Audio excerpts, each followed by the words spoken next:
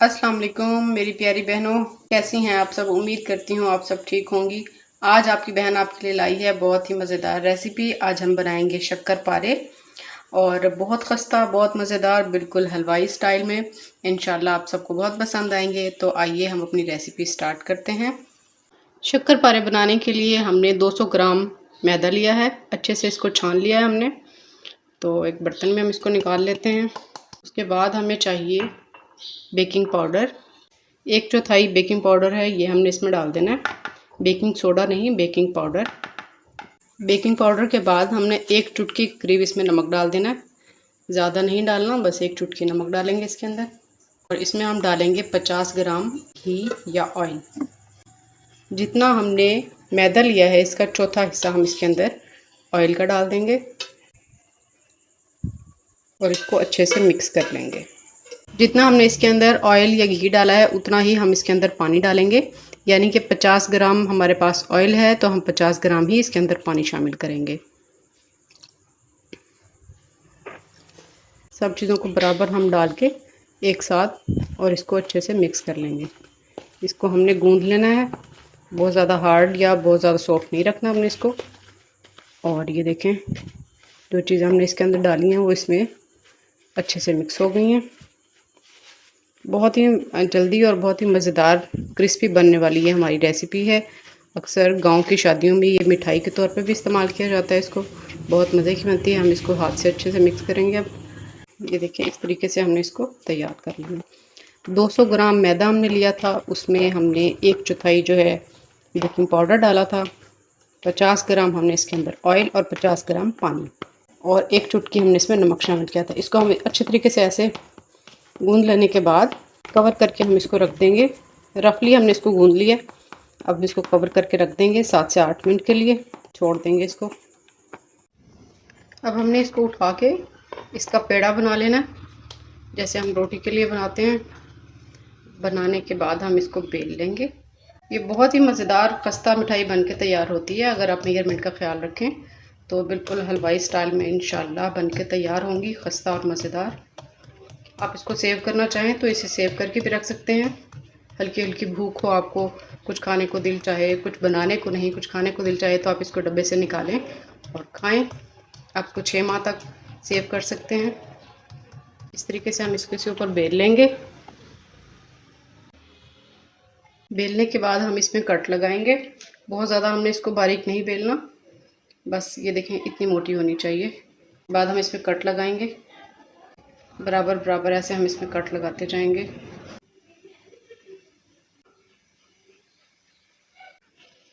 अब इस तरीके से हमने ये जो एक्स्ट्रा है हम इसको निकाल देंगे ताकि इसकी शेप बहुत अच्छी बने। इसको बाद में इस्तेमाल कर लेंगे हम। इसकी हमें चौकोर शेप बनानी है। ऐसे हम इसको कट करेंगे, खूबसूरत सी इसकी शेप तैयार हो जाएगी इंशाल्लाह। इसके एक्स्ट्राज हमें यूँ निकाल लेने हैं। इसको हम बाद में इस्तेमाल करेंगे ताकि इसकी शेप चौकोर बने बिल्कुल। और ये देखें क्या ज़बरदस्त इसकी शेप तैयार हुई है। जब ये फ्राई होंगे बहुत ही मज़ेदार क्रिस्पी क्रंची बनेंगे इंशाल्लाह। दूसरी साइड पे हमने ऑयल रख दिया है कढ़ाई में हस्बे ज़रूरत गर्म होने के लिए। हम इसको शैलो फ्राई नहीं करेंगे, हमें इसे डीप फ्राई करना है। तो ऑयल हमने रख दिया, गर्म हो चुका है। अब हम इसको फ्राई करते हैं। लो फ्लेम पे हम इसको फ्राई करेंगे। ऑयल गर्म हो चुका है, हम इसमें आराम आराम से ये डालना शुरू कर देंगे। देखें ऑयल में बलून बनना शुरू हो गए हैं। इस तरीके से हम इसको डालते जाएंगे सारे। फ्लेम को हमने बिल्कुल लो रखना है शुरू में, और फिर आप देखेंगे आहिस्ता आहिस्ता ये खुद ब खुद फूल के ऊपर आना शुरू हो रही हैं। और इसी तरीके से हम इसको लो फ्लेम पे अभी फ्राई करेंगे। फ्लेम को अभी तेज़ नहीं करना। 3 से 4 मिनट हम इस तरीके से इसको फ्राई करेंगे। थोड़ा सा ये ज़रा मजबूत हो जाएंगी तो हम इनको हिलाएंगे और इनकी साइड चेंज करेंगे। अभी हमने इसमें चम्मच नहीं हिलाना, बल्कि हम कढ़ाई को इस तरीके से पकड़ के हल्का सा हम इसको हिलाएंगे ताकि नीचे चिपके नहीं। थोड़े से जैसे ही मजबूत होंगे तो फिर हम इसमें चम्मच हिलाएंगे। आप देखें कैसे ये फूल के ऊपर आ गए हैं सारे। इसी तरह से हम इसको अभी लो फ्लेम पे थोड़ा सा पकाएंगे। उसके बाद हम फ्लेम को थोड़ा तेज़ कर देंगे। ये देखें अब इसमें क्रंच आना शुरू हो चुका है। थोड़ा थोड़ा सा इसका कलर चेंज हो रहा है, तो हम इस तरीके से उठा के इनको उलट पुलट करते रहेंगे ताकि ये दोनों तरफ से इसका कलर इक्वल हो जाए, ताकि जिनके कलर नहीं आया, जो सही से फ्राई नहीं हुई है, वो भी फ्राई हो जाए अच्छे तरीके से। देखें कितना प्यारा इस पे कलर आ चुका है, लाइट गोल्डन कलर। इसी तरीके से हमने इसका कलर लाना है, बहुत ज़्यादा डार्क नहीं करना। लाइट सुनहरा सा कलर इस पे आ जाए तो हम इसको अलग से बर्तन में निकाल लेंगे। देखिए अब ये मजबूत भी हो चुके हैं, अच्छे तरीके से अंदर तक ये फ्राई हो चुके हैं। थोड़ा सा और इस पे कलर आए तो हम इसको निकालते हैं। ये देखें जी माशाल्लाह बहुत बेहतरीन तरीके से ये फ्राई हो चुके हैं और अब हम इसको निकाल लेते हैं।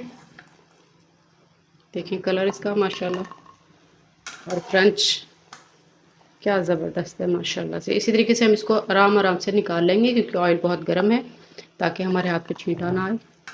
अब 200 ग्राम हमने लेनी है चीनी और इसका हाफ हम इसमें डालेंगे पानी। एक तार का हमने इसका अब शीरा तैयार करना है। शीरा हमारा तैयार हो चुका है। एक तार का शीरा हमने तैयार करना था, ये देखें हो चुका है तैयार। गरम गरम में ही हमने ये डाल देंगे। शीरे में डालने के बाद हम इसको मुसलसल हिलाते रहेंगे।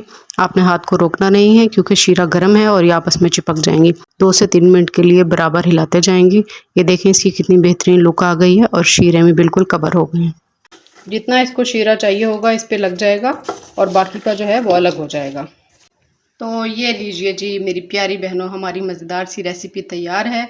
देखें क्या ज़बरदस्त लुक और बहुत ही ज़बरदस्त इसका टेस्ट है। आप इसको बनाएं, ट्राई करें, आपके घर में इंशाल्लाह सब इसको बहुत पसंद करेंगे। और इसी तरीके से आप अगर मेरी रेसिपीज़ को लाइक शेयर सब्सक्राइब करते रहेंगे तो मैं अपनी बहनों के लिए नई नई वीडियोस लेके आती रहूँगी इंशाल्लाह। हलवाई से भी ज़्यादा अच्छी मज़ेदार और ये खस्ता हमारी मिठाई तैयार हुई है। जितनी ऊपर से क्रंची और खस्ता है उतनी ही सॉफ्ट है और बहुत ही मज़ेदार है। इस तरीके से आप भी ये ट्राई कीजिए। अपनी बहन को दुआओं में याद रखिए, अपना बहुत सारा ख्याल रखिए, लाइक शेयर सब्सक्राइब करते रहिए।